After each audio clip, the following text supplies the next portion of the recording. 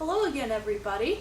Today I'm out at the Rocky Mountain Raptor Program, and this is Jessica Miller. Hello. And she has brought us a lovely bird to talk about today. Yeah, thanks for having me, Katie. I'm excited to be here and get to share some of these wonderful birds, raptors that I love so much with other folks. My name is Jessica, and I'm a staff member with the Rocky Mountain Raptor Program. I'm the Education and Outreach Coordinator, which means it's my job to help explain to the public and the communities that we serve all around northern Colorado and southern Wyoming and out into Nebraska, help people get a chance to see some of these wonderful raptors up close and learn about them. The Rocky Mountain Raptor Program serves these areas primarily for rescue, rehabilitation, and release of injured raptors like hawks, eagles, owls, and falcons, and more. But we also provide education with non-releasable raptors like this one with me that can't go back into the wild due to their injury. And we also contribute to scientific research and knowledge about raptors and the challenges that they face in the wild. Wonderful. That's all very important stuff to consider when you talk about rehabilitating birds. It is. So, what makes a bird a raptor? Well, to be a raptor, there's really three things that they need. Excellent eyesight, a hooked, curved beak designed for ripping and tearing, but most importantly are the feet. Each foot has 4 toes, and each toe is armed with a needle-sharp talon, and it's those talons that really are unique to raptors. The feet are used for catching and killing prey, and not only are they designed to catch and hunt with, they're actually locking, gripping feet with incredible strength. And the use of the feet to do their hunting rather than their beak is really what separates and defines a raptor, making them different from other types of predatory carnivorous birds, like penguins or flamingos, which utilize their beak to get a hold of their meal.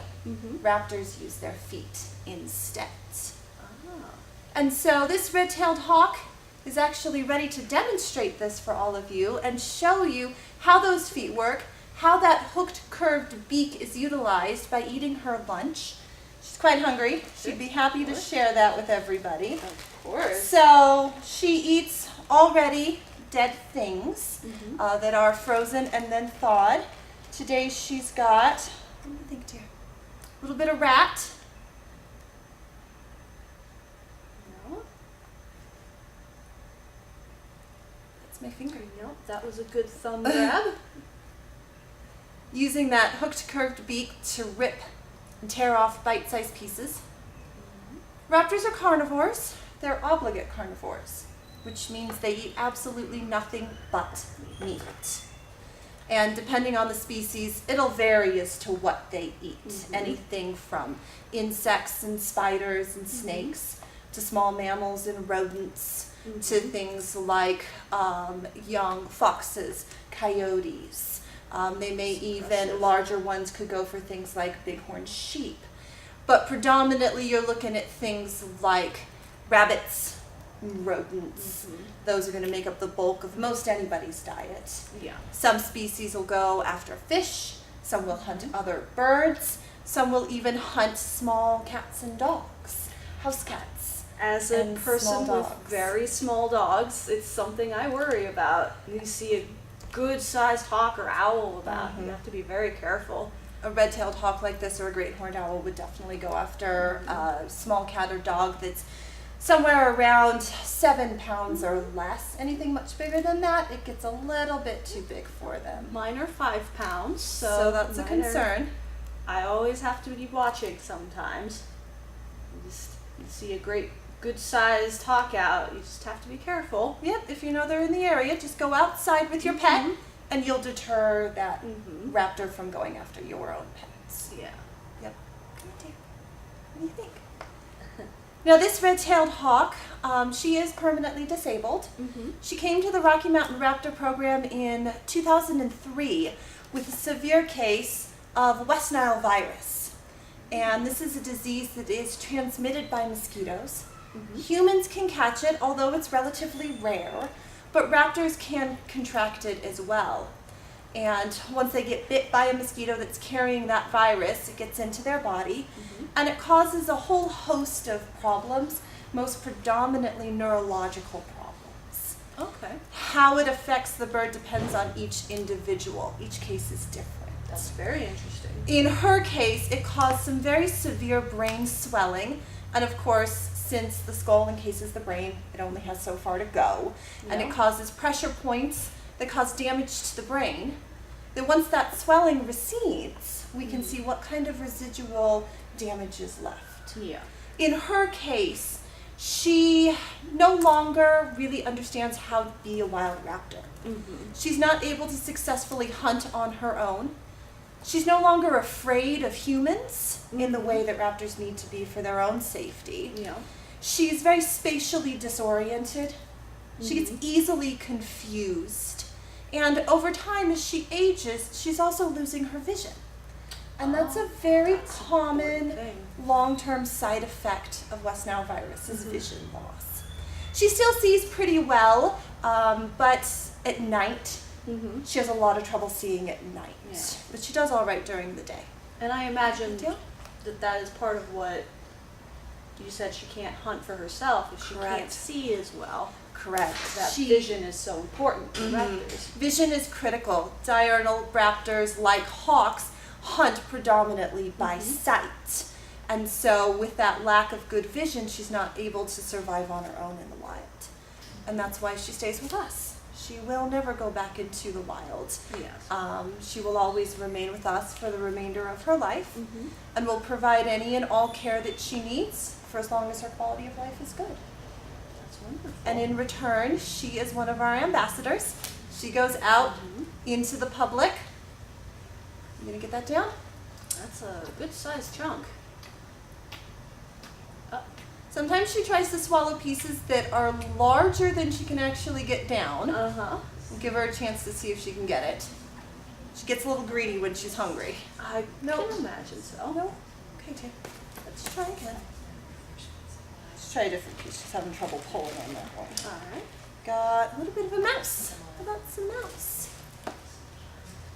She keeps holding her wings out and smacking me in the head as she tries to maintain her balance as she's eating. That's one of the things that has been affected by her West Nile virus, is her balance is not as good. And she'll use her wings to compensate. And I get lots of little pats on the head from it. I can see that. I think here. Try again.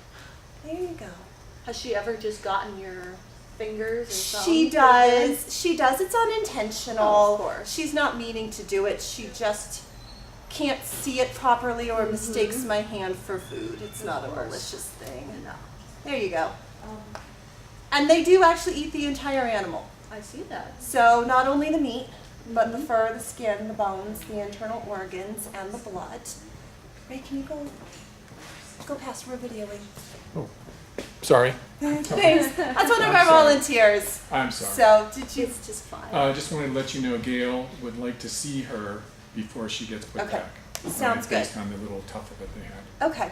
Okay? Yep. We have lots of people always checking in on our birds, making sure everybody's safe when we get them out, giving them good quality medical care.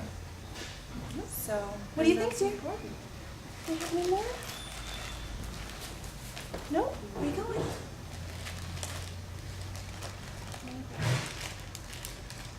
So with her, how did you find her? Did somebody come in and say, you have a bird that's injured? Yeah, or? most of the raptors that come to us, and we see about 300 injured raptors every year that are in need of help. Most of them come to us from just citizens out in the community, just out and about, doing their daily lives. They come across a raptor doing something odd, sitting in a strange location, or behaving in a way that makes them go, huh, that doesn't look right. And we have a 24-hour-a-day emergency phone, so you can call us anytime, day or night. And that number you can find at our website, rmrp.org, or on our Facebook page. And that number will go directly to a rescue team member, no matter when you call, who will then ask some questions, make sure that it is a raptor, because we only deal with raptors. Other types of birds, like ducks or geese or songbirds, or anything that is not considered to be a raptor, is going to go to a different organization. We're not set up to care for them. But once we determine it's a raptor and that it is in need of help, especially in the spring when the kids are out and starting to learn and explore the world, they may end up in strange situations, just checking things out, seeing what the world is like, but they're not actually injured. They're just exploring. Yeah. And so a bird on the ground doesn't necessarily mean that it's in need of help. That's why call us before attempting to do anything on your own, because we'll be able to make sure that that bird receives exactly whatever care it might need in the most efficient manner. Yeah. Sooner an injured animal comes to professional care, the better its chances of recovery. Of course. And we saw that when we were out visiting Greenwood, where a wild mother still knows best, and then it's also important to have professionals do the job. It really is. It really is. So don't wait. Don't take it home and try to care for that injured individual yourself. We love animals. Everybody loves an animal. Of course. And we want to do right by them.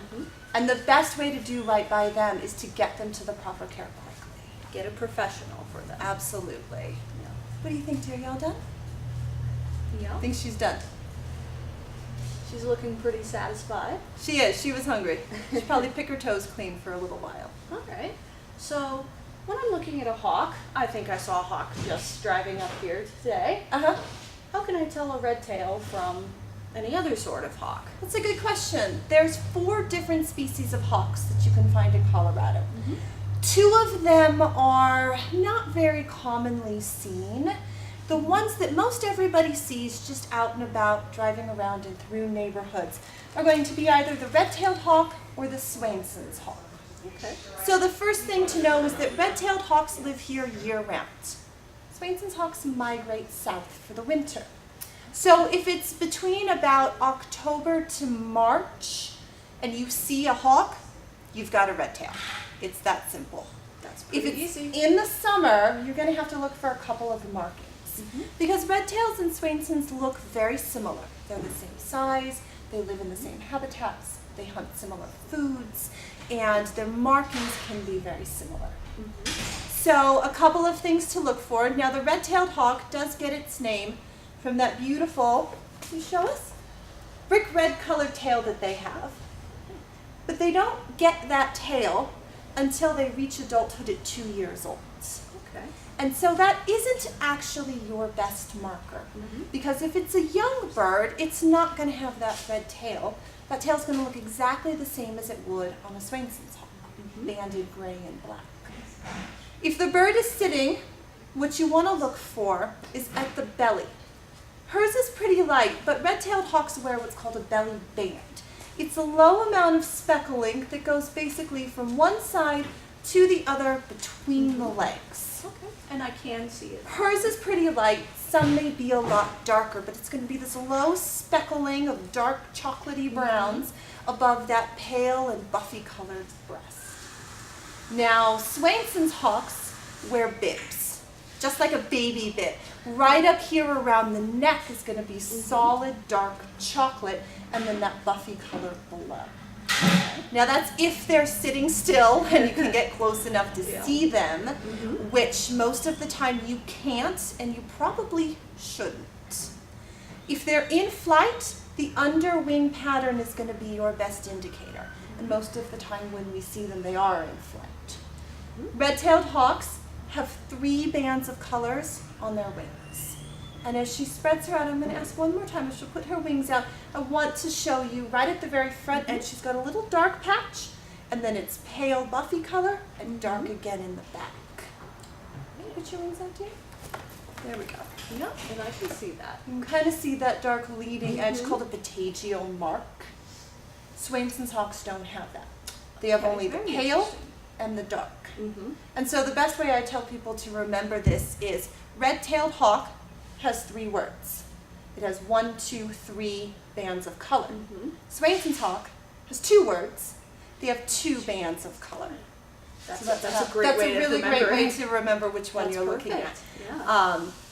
However, if you're not really sure, if you say it with conviction, people probably won't question you. Most of the time, you're going to be looking at red tails far more than Swainsons. They're much more prevalent. All right, perfect. What do you think? Well, I think that's just about all. Other than, is there anything else just about the facility that you'd like to tell us and how the raptors are cared for? Sure. The Rocky Mountain Raptor Program is located in Fort Collins. We serve all of northeastern Colorado, southeastern Wyoming, so Cheyenne, Laramie area, and sometimes birds from Nebraska. And these birds that come to us, most of them are suffering human-caused injuries. Okay. Predominant injury that we see is impact strikes. Being hit by a car, flying into a glass window. Those are going to be our top two. It's not that people go out and intentionally hit a bird with their car. It's accidental. Birds will hunt along roadsides. It's an attractive place. When we throw garbage out our windows, it attracts the small rodents and things that they like to eat. So they'll hunt along roadsides. So that's another great reason to make sure you're disposing of your trash not out your car window. It's a very good reason. And they'll also sometimes fly across the road, sometimes in pursuit of something. Yeah. We see birds that get tangled up in things like volleyball nets, soccer nets, barbed wire fences, those big tall nets that go around trampolines. They'll get caught up in there, garden netting, things like that. We get raptors that have been, unfortunately, illegally shot. Raptors are federally protected species under the laws of the United States and the state of Colorado, and every state has these laws. It is illegal to intentionally harm raptors. And this is underneath the Migratory Bird Treaty Act, which protects any bird that migrates, even within its range. So that means even something like the little robins that we have bopping around in our front yards, those are protected birds. They migrate. They Every do. year they go south and then they It come is back. illegal to intentionally harm them. It is illegal to possess them, alive or dead, or any parts, including their feathers, their nests, and their eggs. Interesting. And a lot of people are unaware that it is illegal to have bird feathers. That's a very unusual thing to hear, especially you have a kid, they go out, oh look, this is Find a gorgeous it. feather, and They're they pick beautiful. it up. They really are. But unfortunately, so many birds, eagles in particular, are susceptible to this. People will try to shoot and harvest them for their feathers. That's actually where the law came from.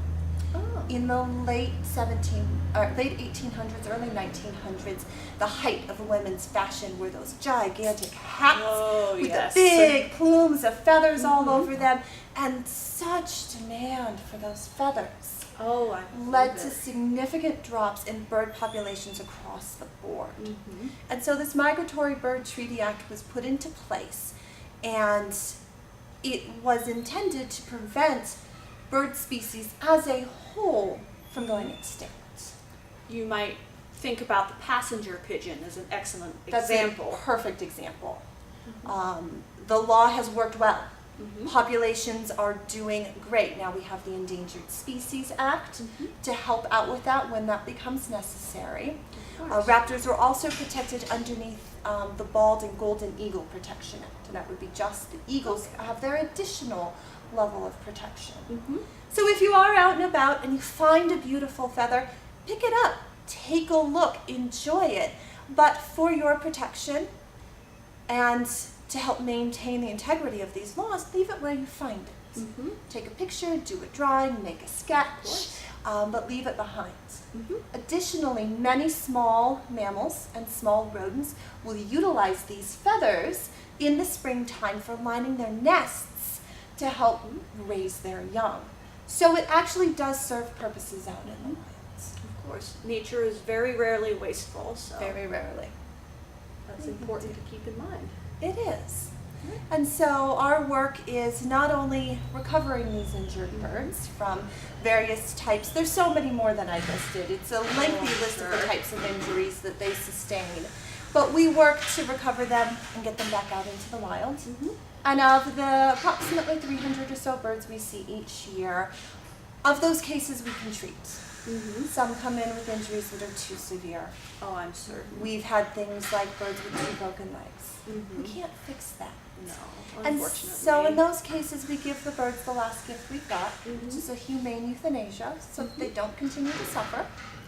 But of those that we can treat, we get about 75 to 80% of them back into the wild. That's excellent. It's Those a are really great high numbers. release rate, Yeah. and it's something we're very proud of. That is something to be very proud of. It is. We have 20 of these permanently disabled residents who live with us and will for the remainder of their lives. And they help us reach out to about 200,000 individuals in our communities each year through excellent. public schools, private events, fundraisers, fairs and festivals. We go a lot of places in the region and bring our birds out for people to get to see and learn about. So our website, our Facebook page has a calendar of events that will tell folks where we'll be next and when they can come and learn and visit with raptors. And almost every single one of these is a free event. That's perfect. So you can come out and have a look for yourself and take some pictures Absolutely. with them. And Absolutely. it's perfect. It is. So if someone were wanting to help you guys out, what's the best way that they could do that? Well, there's a couple of things that people can do to help us. One of the things is we do take volunteers. The Excellent. majority of the day-to-day work of caring for these birds, preparing their food, cleaning their enclosures, it's not glamorous. Of course. It's Has a to good be done. workout. It does have to be done, but it's mostly done by volunteers. I myself started as a volunteer, as did all of our staff members. Wonderful. We have 10 staff members. Every single one began as a volunteer. So to volunteer with us, you do have to be 18 years old because we're working with federally protected species. We have some limitations. Of course, yeah. And there's an application process. If anybody's interested in volunteering, they would need to visit our website, rmrp.org. And there's a drop-down page that talks about everything that's involved. There's a bar across the top that has a link for volunteer. And it goes through all the details. What would you be doing? What are the types of volunteer opportunities?